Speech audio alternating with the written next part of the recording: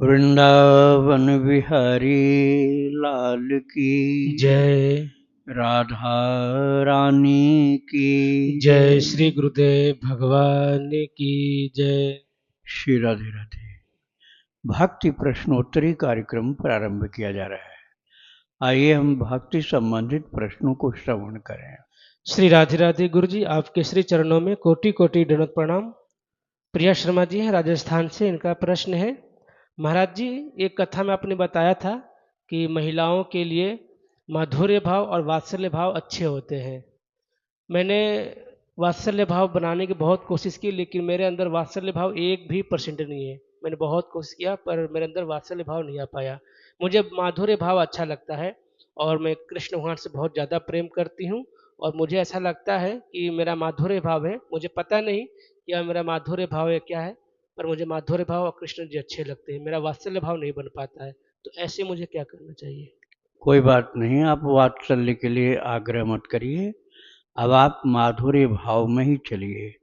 माधुर्य भाव का तात्पर्य होता है प्रिया और प्रियतमा का भाव, पति पत्नी का भाव, एक ऐसा भाव जो संसार की दृष्टि में गुप्त रहता है। प्रदर्शन होता है तब जब कोई साड़ी पहन ले, पुरुष हो, एक पुरुष कोई साड़ी पहन ले, लहंगा फरिया पहन ले और अपने को गोपी के रूप में दिखा हुआ है, तब तो प्रदर्शन होने लग जाता है। नहीं तो अंदर से ये भाव रखे और ऊपर से पुरुष वाला ही कपड़ा पहने रखे, कोई बात नहीं, उसमें कोई गड़बड़ी नहीं होगी। क्योंकि भगवान तो उसके मन को देखते हैं कि उसका मन किस प्रकार का चिंतन कर रहा है। जैसे मीरा जी ने कहा था ना कि जाके सिर मोर मुकुट मेरो पति सोई। जिसके सिर पर मोर मुकुट है वही भगवान कृष्ण मेरे पति हैं। तो संसार की दृष्टि से भोजराज से विवाह हुआ, लेकिन उनके मन के हिसाब से भोजराज से नहीं, भगवान से विवाह हुआ था। तो मीरा जी ने अपना पति गिरधर गोपाल को ही माना और भगवान ने उसको निभाया मीरा जी का सच्चा प्रेम देख करके।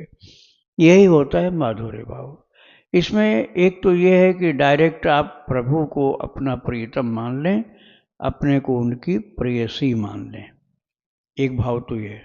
दूसरा ये होता है कि आप राधा कृष्ण दोनों की पूजा करें और राधा रानी की सहचरी अर्थात सखी, राधा रानी की सखी अपने को माने और राधा रानी की वो स्वामिनी मानकर उन्हीं की अनुगामिनी, उन्हीं की सेविका बन करके आप राधा रानी और भगवान कृष्ण कन्हैया दोनों की आरती करें, दोनों की पूजा करें। किंतु स्वामिनी अर्थात निकटता का संबंध आपका श्री राधा रानी से रहेगा। इसको कहते हैं सहचरी भाव, सखी भाव। और सखी भाव में वो भी है, कृष्ण की सखी अपने को मान ले तो वहाँ आपको प्रिया बनने का सौभाग्य मिलेगा और यहाँ राधा रानी की अनुगामिनी बनने का सौभाग्य मिलेगा। दोनों ही माधुर्य भाव होते हैं, एक सखी वाला, एक प्रिया प्रियतम का। प्रिया प्रीतम वाला कृष्ण का, जैसे मीरा जी का है, और जैसे हरिराम व्यास जी, हित हरिवंश जी, ये लोग जो थे और उनके अनुयायी लोग आज भी हैं, जो वो राधा रानी को स्वामिनी मानकर उनकी सहचरी अपने को मानते हैं। श्री राधे राधे। इनका आखिरी प्रश्न है, दीक्षा की तिथि हो लेकिन अशुद्ध अवस्था में हो तो क्या दीक्षा मिल जाती है या नहीं? अशुद्ध अवस्था में दीक्षा नहीं होती है। अशुद्ध अवस्था में भक्ति आप कर सकते हैं यदि आपका वात्सल्य भाव है या माधुर्य भाव है तो, लेकिन दीक्षा अशुद्ध अवस्था में नहीं होती है। उसके लिए आपको अपने समय को देख करके शुद्ध अवस्था में ही दीक्षा लेनी चाहिए। श्री राधे राधे। प्रश्न है गुरु जी अगला, मेरे घर पे माँ विंध्यवासिनी की मंदिर है 45 सालों से और मेरा पूरा परिवार उनकी ही पूजा करता है और मैं भी 25 सालों से नवरात्रि के व्रत भी रहती हूँ, दुर्गा सप्तशती के पाठ भी करती हूँ, दोनों ही नवरात्रि में। पर अब मोबाइल में सत्संग सुनते सुनते मेरी कृष्ण जी में भक्ति बढ़ने लगी है। मेरा दीक्षा भी लेने का मन हो रहा है पर समझ नहीं आ रहा है कि अगर कृष्ण जी की मंत्र दीक्षा ली तो कहीं वृंदावासिनी माँ नाराज ना हो जाएं हमसे, क्योंकि मेरे घर पर तो उनका मंदिर भी है, तो हम उन्हें छोड़ तो कभी नहीं सकते। और अगर माता रानी की मंत्र दीक्षा ले तो उसके कौन से गुरु हैं हमें ये भी नहीं पता, पर मेरा मन अब राधा कृष्ण जी में ही लग रहा है। कृपा करके मेरा मार्गदर्शन करें गुरु जी कि मैं नाम जब भी शुरू कर दिया है श्री कृष्ण गोविंद हरे मुरारी हे नाथ नारायण वासुदेवाय, और हर समय गुनगुनाती रहती हूँ, क्या यह सही है? इस नाम जब से मन लग जाएगा? हाँ, आपका पूरा समाधान मिलेगा आपको एकदम। कोई भी मन में दुविधा, संदेह, डाउट कुछ भी नहीं रह जाएगा। आप सावधानी से श्रवण करिए। विंध्यवासिनी देवी माता जो मिर्ज़ापुर के पास में है, मुख्य मंदिर वहीं है, तो आपने अपने घर में भी विराजमान किया है, ठीक है, देवी माता सभी की है, किंतु उनका जो प्राकट्य हुआ था सर्वप्रथम, वो कहाँ हुआ था? यशोदा जी के यहाँ। यशोदा के यहाँ प्राकट्य हुआ, यशोदा माता की पुत्री के रूप में। उनको ले करके वसुदेव जी महाराज कारागार में गए, फिर कंस ने झपट करके छीन लिया पुत्र समझ के, और पटक कर मारना चाहा यशोदा की पुत्री को, और वही कंस के हाथ से छिटक कर आकाश में चली गई, और वहां सिंह के ऊपर विराजमान होकर प्रकट हुई, और डांट करके कहा, मूर्ख, तुझको मारने वाला प्रकट हो चुका है। और आकाश में माता फिर लौट करके वहां नीचे नहीं आई, विंध्याचल चली गई। तो विंध्याचल की देवी कौन है? यशोदा माता की पुत्री है। और कन्हैया कौन है? हैं तो वसुदेव देवकी के पुत्र, लेकिन स्वयं प्रभु ने आज्ञा किया था कि तुम मुझे यशोदा के पास उनके बिस्तर पर पहुंचाओ, नंद बाबा के घर गोकुल में। और भगवत आज्ञा से वे गए गोकुल, और यशोदा के बिस्तर पर, यशोदा को पता भी नहीं चला कि कौन सा बच्चा जन्म लिया। जो जन्म लिया था वो तो थी माता, वही चली गई विंध्याचल देवी होकर, और उनकी जगह पर कृष्ण लेटे हुए मिले, तो पुत्र यशोदा के कहलाए। वो यशोदा की असली पुत्री तो विंध्याचल देवी, और यशोदा माता के दिव्य पालित पुत्र थे, वो पाले गए थे, लेकिन यशोदा माता यही मानती थी कि मेरा बेटा हो। तो नंद बाबा और यशोदा मैया के पुत्र हैं, नंद बाबा और यशोदा मैया के पुत्र हैं कृष्ण, और नंद बाबा और यशोदा मैया की पुत्री हैं विंध्याचल देवी। भाई बहन हो गए ना। अब आपके घर में भाई बहन होंगे तो देख लो कितना प्रेम होता है। भाई बहन में अपार प्रेम होता है, एक दूसरे के सहयोगी होते हैं। तो जो दुर्गा माता का भक्त है, विंध्याचल देवी का भक्त है, वो कन्हैया की भक्ति कर सकता है, और जो कन्हैया का भक्त है वो विंध्याचल देवी की भक्ति कर सकता है। दोनों बहन भाई हैं, कृष्ण भाई हैं और विंध्याचल देवी बहन है। तो आपको किसी प्रकार का हेजिटेशन, संकोच ये नहीं होना चाहिए, क्योंकि बहन भाई दोनों की पूजा आप करिए। अरे आप लोगों ने देखा होगा भाई, जगन्नाथपुरी में आप दर्शन करने जाओ तो वहाँ कृष्ण बलराम के बीच में सुभद्रा जी बैठी है। कृष्ण बलराम तो भाई हैं और सुभद्रा जी तो बहन है उनकी। सुभद्रा जी बहन है, बीच में बैठी है, कृष्ण बलराम बैठे अगल बगल में, उनकी पूजा की जाती है। ऐसे ही विंध्याचल की देवी जो हैं वो बहन है, कन्हैया भाई हैं। तो आप देवी की उपासना घर में करते रहिए, उनको टालने हटाने की कोई बात नहीं। वहीं पर उनके बगल में कृष्ण को विराजमान कर दीजिए।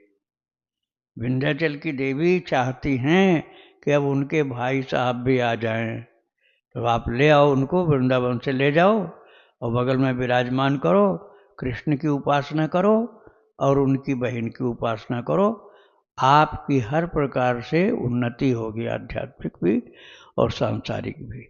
श्री राधे राधे। इनका दूसरा प्रश्न है, मैं एकादशी में विष्णु सहस्त्र नाम का पाठ करती हूँ, पर जब अशुद्ध अवस्था में होती हूँ तब क्या मैं किसी और से दीपक अपने नाम के जलवा के मंदिर के बाहर बैठकर मोबाइल में विष्णु सहस्त्र नाम के पाठ सुन सकती हूँ? इसमें कोई दोष तो नहीं लगेगा? मेरा नियम भी नहीं टूटेगा? गुरुजी कृपा करके बताएं। एक आता है इंटरनेट पर ऐप गीता ऐप आता है। ये गीता प्रेस गोरखपुर का है, उसको आप डाउनलोड कर लीजिए गीता ऐप।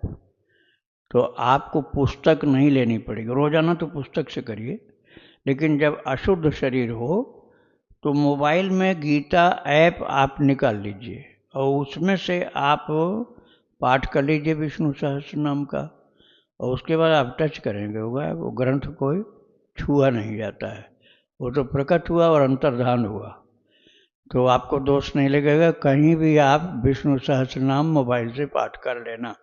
केवल सुनना नहीं है, केवल सुनने से काम नहीं चलेगा, सुनना है तो साथ साथ बोलना भी पड़ेगा, क्योंकि आप पाठ नहीं करोगे तो पाठ तो आपका मोबाइल कर रहा है, तो पुण्य आपको कैसे मिलेगा? पाठ करने वाले को ही मिलेगा। अब मोबाइल के पाठ करने पर मोबाइल को फायदा होगा, तुम्हें क्या फायदा हो जाएगा? तो मोबाइल का पाठ चल रहा है तो तुम भी साथ में पाठ करो, तब लाभ मिलेगा। या उसमें ऐप निकाल लो, पुस्तक न लेकर उसमें से देखते हुए पाठ करते चले जाओ। श्री राधे राधे।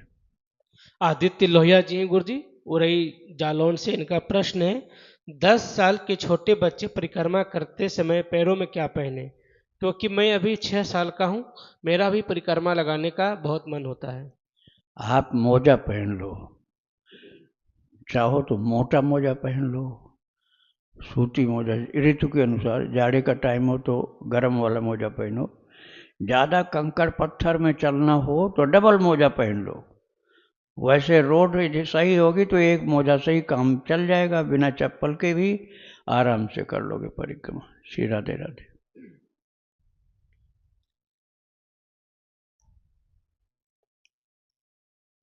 पंकज अग्रवाल जी हैं गुरुजी, मध्य प्रदेश से। इनका प्रश्न है, भगवान श्री कृष्ण ने अर्जुन से गीता में कहा है कि सर्वधर्मान् परित्यज्य मामेकं शरणं व्रज अहम त्वा सर्व पापेभ्यो मोक्षयिष्यामि मा शुचः। इस श्लोक की व्याख्या विस्तार पूर्वक बताने की कृपा करें कि भगवान किन धर्मों की बात कर रहे हैं, ताकि हम समझ सके और उनके अनुसार चल सके। ये लोक धर्म की बात कही गई है। आप इसको समझने के लिए आप जाएंगे जो भागवत जी के महात्म्य में प्रवेश करेंगे या श्रवण करेंगे, तो गोकर्ण जी ने अपने पिताजी से कहा है, तेज लोक धर्मान, तेज लोक धर्म, लोक धर्म का पिताजी त्याग कर लीजिए। सेवस्व साधु पुरुषान जय काम तृष्णाम, साधु पुरुषों का पूजन करो और भागवत धर्म में स्थित हो जाओ। तो भगवान ने जो कहा है सब धर्मों का त्याग, अर्थात लोक धर्म, और वैष्णव धर्म, सनातन धर्म, और जो भागवत धर्म होता है वो होता है भगवान की भक्ति का। भगवान की भक्ति का धर्म अपना लेना है, और त्यागना क्या होगा? रिश्तेदारी नातेदारी में सब नाराज हो जाएंगे, नहीं प्याज लहसुन अंडा मछली खाएंगे तो उनसे रिश्तेदारी टूट जाएगी हमारी। ये कौन सा धर्म है? लोक धर्म है। सास ससुर वाली रिश्तेदारी, ससुराल वाली, और न जाने की उनके जब जो पाप करते होंगे वो कहेंगे ये पाप तुम भी करो तो सही हो, नहीं तो गलत हो। तो उनका निर्वाह करने के लिए, रिश्तेदारी निर्वाह करने के लिए तुमको जाना होगा, हर जगह बुलाए जाओगे, वहाँ जाके गंदा गंदा खाते रहोगे, झूठ बोलोगे, चुगली करोगे, लड़ाई झगड़ा उनके लिए करोगे। ये सब बेईमानी का और हिंसा वाला कार्य, ये लोक धर्म का जो है इसको त्यागो। तेज लोक धर्मान, सांसारिक धर्म जिससे व्यवहार निभाने के लिए उसका भक्ति से कोई लेना देना नहीं, उसको त्यागो। उसको त्याग करके भागवत धर्म में प्रवेश करो। माम एकम शरणम व्रज, भगवान ने कहा है जहाँ सर्वधर्मान परित्यज्य, गीता जी के 18वें अध्याय का 66 श्लोक, 66 नंबर का, उसमें भगवान ने कहा सर्वधर्मान परित्यज्य मामेकम शरणं व्रज अहम त्वा सर्वपापेभ्यो मोक्षयिष्यामि मा शुचः। अर्जुन को चिंता थी कि जितने हमारे रिश्तेदारी है उन सब का मैं कैसे, कुल हमारे परिवार के रिश्तेदार लोग, कुटुंबीजन, वही तो लड़ने के लिए आए हैं। अब मैं इनकी रिश्तेदारी देखूं कि अब इनसे लड़ाई करूं? इनकी रिश्तेदारी तो हमें देखनी पड़ेगी भैया। रिश्तेदारों को थोड़े मारूंगा, रिश्तेदारों को तो मारूंगा नहीं। और कन्हैया कहता है कि मार दो इनको। तब भगवान ने कहना पड़ा कि रिश्तेदारी वाला धर्म त्याग दो। अब तुमको सत्य धर्म का पालन करना है। जहां न्याय है, जहां सत्य है, उसकी रक्षा करो। अधर्म की रक्षा नहीं करो। अधर्मियों का त्याग कर दो, भले वो कितने अपने रहे हो। अधर्मियों का और अधर्म के सहयोगियों का, अधर्म का सहयोगी जो बना हुआ है, चाहे वो कितना ही विद्वान है, उसको मारो तुम। और धर्मात्माओं की रक्षा करो, यही तुम्हारा धर्म है। और फिर अर्जुन ने सोचा मुझे पाप लगेगा।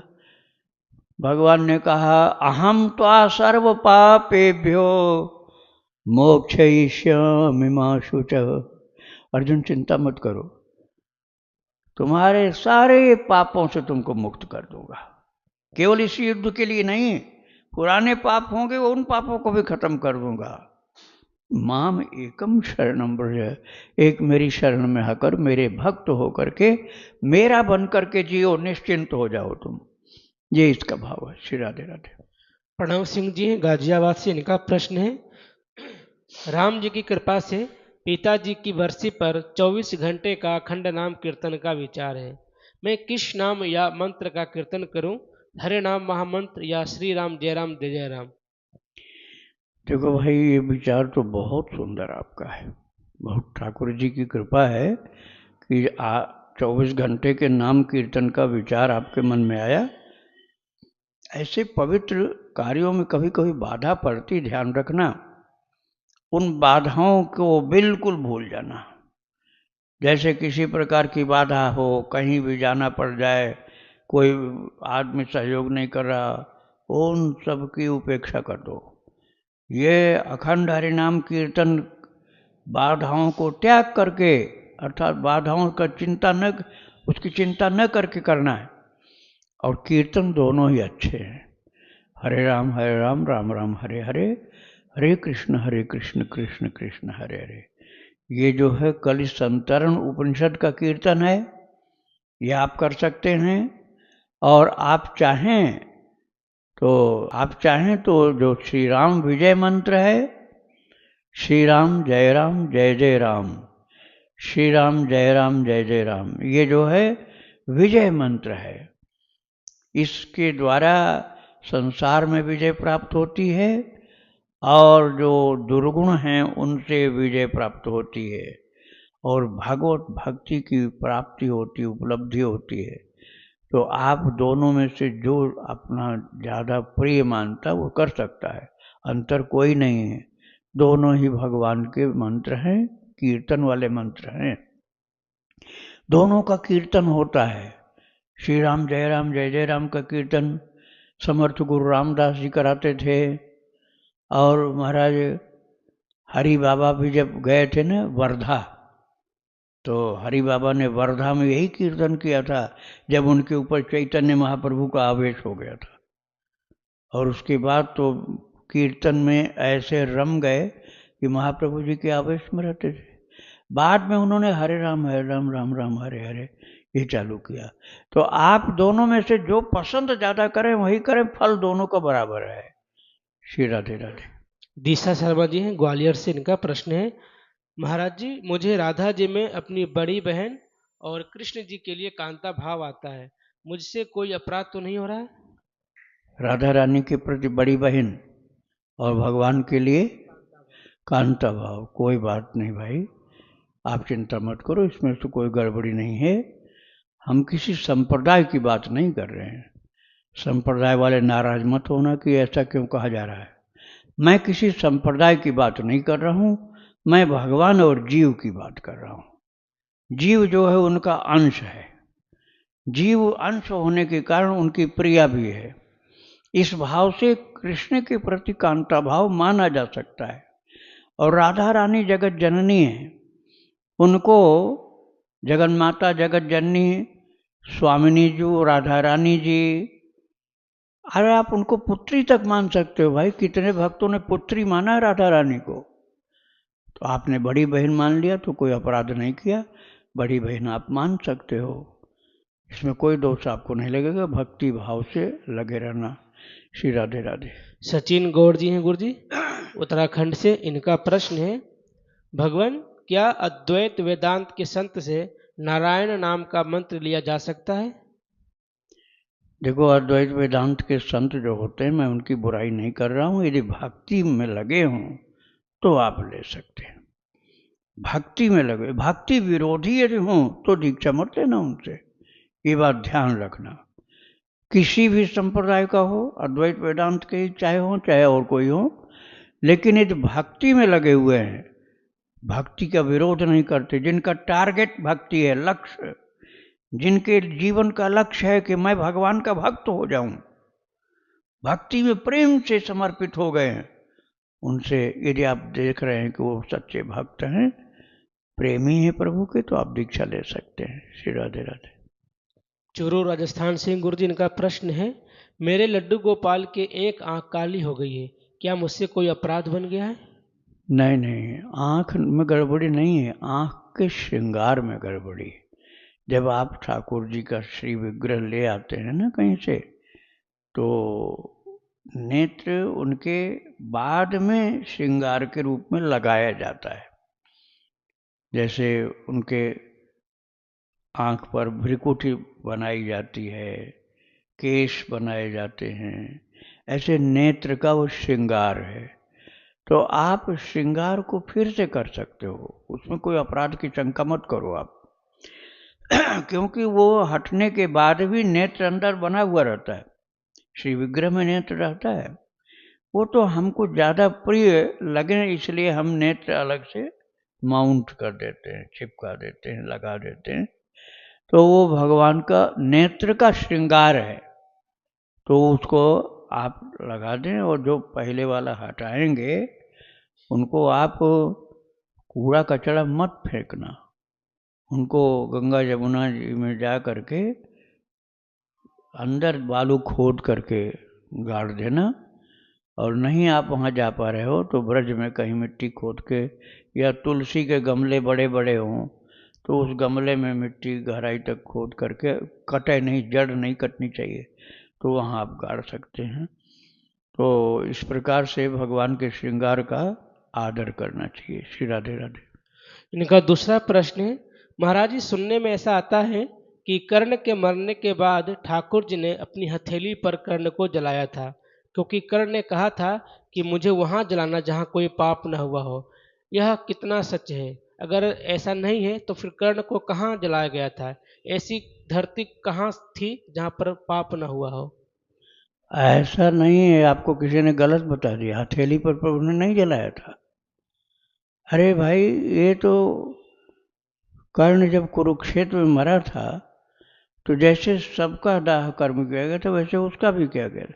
बस उसका जो पिंड दान श्राद्ध तर्पण होना था, उसके माता पिता का नाम सही लोग बता नहीं पा रहे थे, क्योंकि वो पालित पुत्र माना जाता था। वास्तविक कौन माता पिता है, तब मैया कुंती ने बता दिया था कि ये सूर्य पुत्र है और मेरे पेट से पैदा हुआ है, अर्थात मैं उसकी माँ हूँ।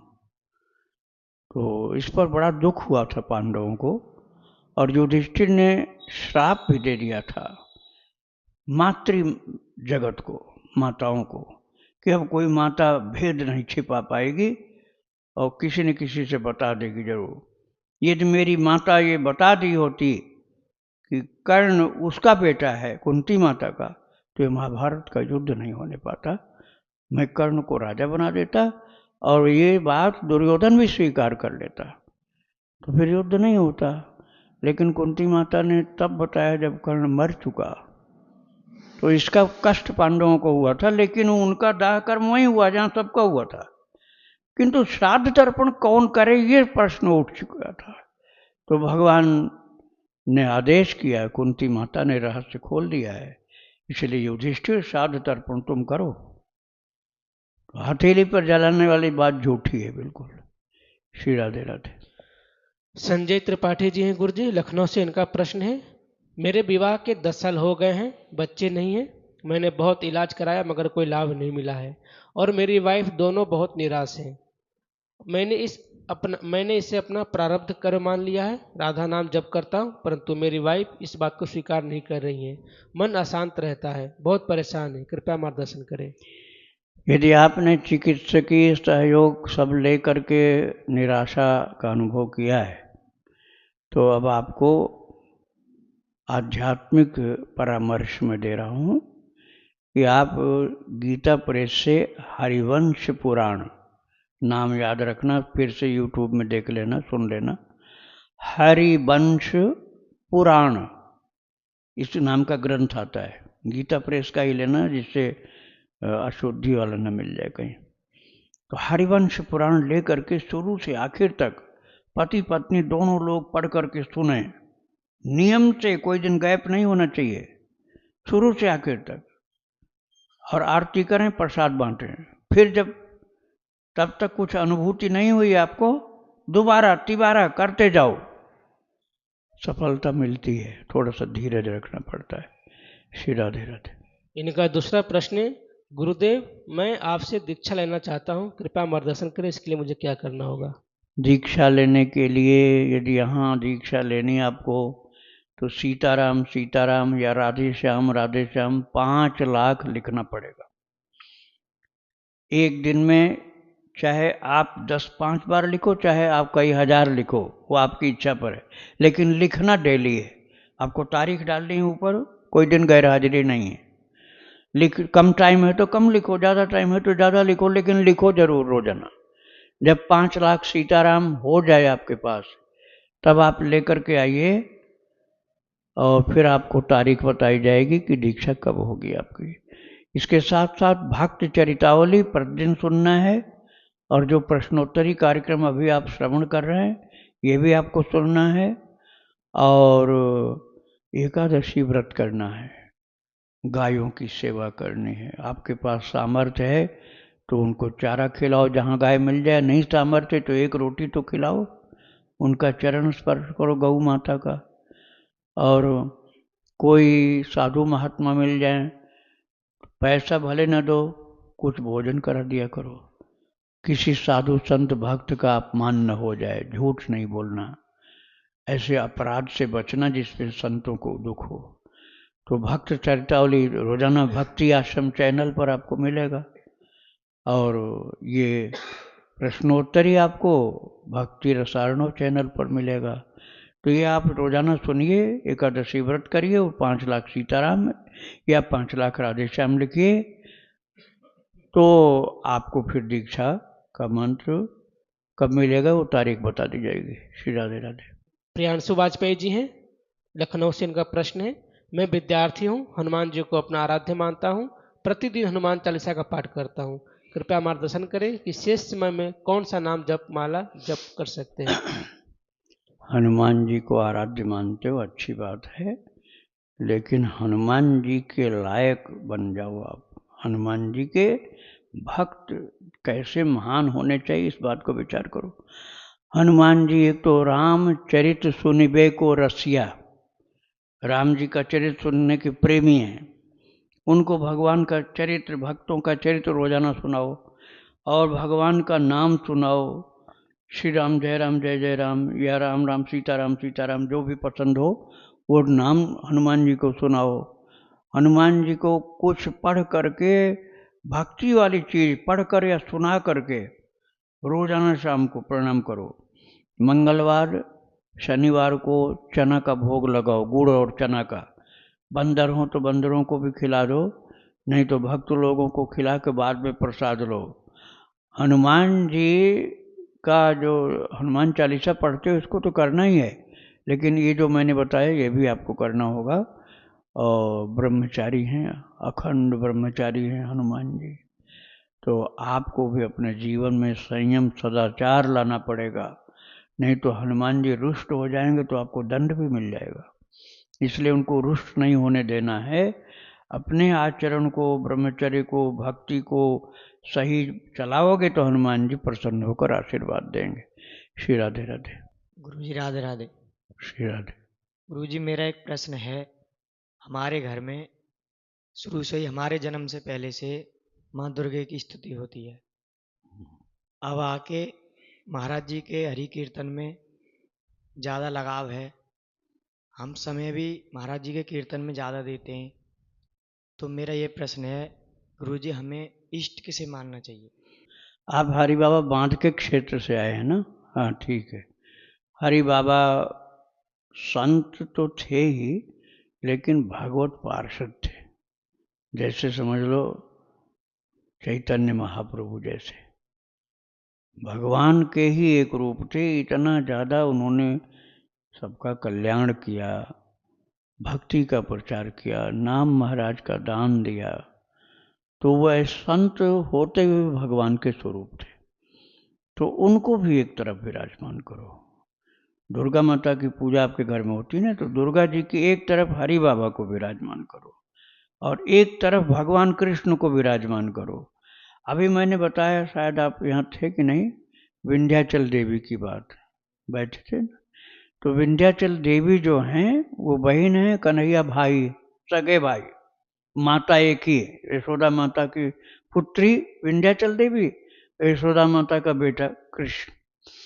तो बहन भाई का रिश्ता है, बड़ा प्रेम है एक दूसरे से। दुर्गा माता जब प्रसन्न होती है, वही दुर्गा माता वही विंध्याचल देवी, अलग नहीं है। शिव जी जब प्रसन्न होते हैं, या दुर्गा माता प्रसन्न होती हैं, या गणेश जी प्रसन्न होते हैं, तो निश्चित ही उनको कृष्ण भक्ति प्रदान कर देते। जब प्रसन्न होते हैं तब शिव सेवा कर फल सुत सोई, शिव सेवा कर फल सुत सोई, अविरल भक्ति राम पद होई। शिव जी की सेवा करने पर क्या फल मिलता है? राम जी की अविरल भक्ति मिलती है। वही राम जी ही कृष्ण है, वही राम जी कृष्ण है। तो शिव सेवा करोगे या पार्वती, पार्वती ही दुर्गा है, या पार्वती शिव पार्वती में कोई भेद नहीं। शिव सेवा करोगे या पार्वती की सेवा करोगे तो अविरल भक्ति राम पद होई, राम जी की अर्थात कृष्ण भगवान की अविरल भक्ति मिलती है। तो ये दुर्गा मैया की कृपा हुई है, जो अब आप कृष्ण की तरफ जा रहे हो, वही ले जा रही हैं आपको कृष्ण की ओर। तो दुर्गा माता, हरि बाबा और भगवान कृष्ण तीनों को विराजमान करो। तीनों ही आपके आराध्य हैं।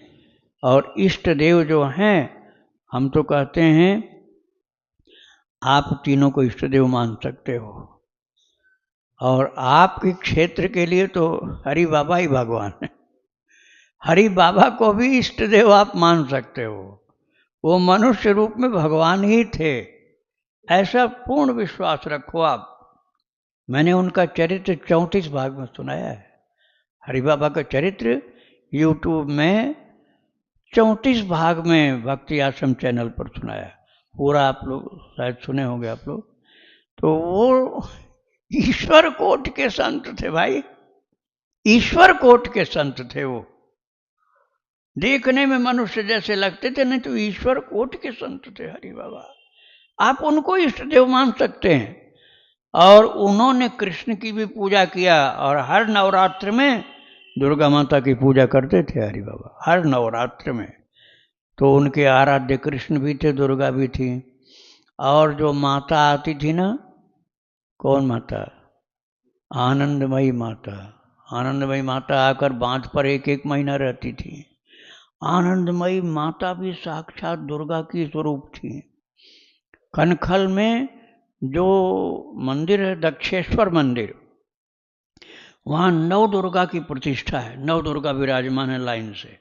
और 10वीं जगह पर आनंदमयी माता की प्रतिमा है। आनंदमयी माता का श्री विग्रह है वहाँ 10वीं जगह। अर्थात आनंदमयी माता को भी दुर्गा के रूप में पूजा जाता है। वह हरि बाबा के बांस पर एक एक दो दो महीने रुकती थी। और अंत में तो महाराज मैंने सुनाया है कि आनंदमयी माता की गोद में ही सिर रखकर वाराणसी काशी में श्री हरि बाबा महाराज शांत हो गए थे। फिर उनको बांध पर लाया गया था। तो आप हरि बाबा को भी अपना इष्ट देव मान सकते हो, और इन दोनों माता को अर्थात दुर्गा माता को और प्रभु को कृष्ण भगवान को उनका ही स्वरूप मान करके आप पूजा कर सकते हो। श्री राधे राधे। वृंदावन बिहारी लाल की जय। राधा रानी की जय। श्री गुरुदेव भगवान की जय।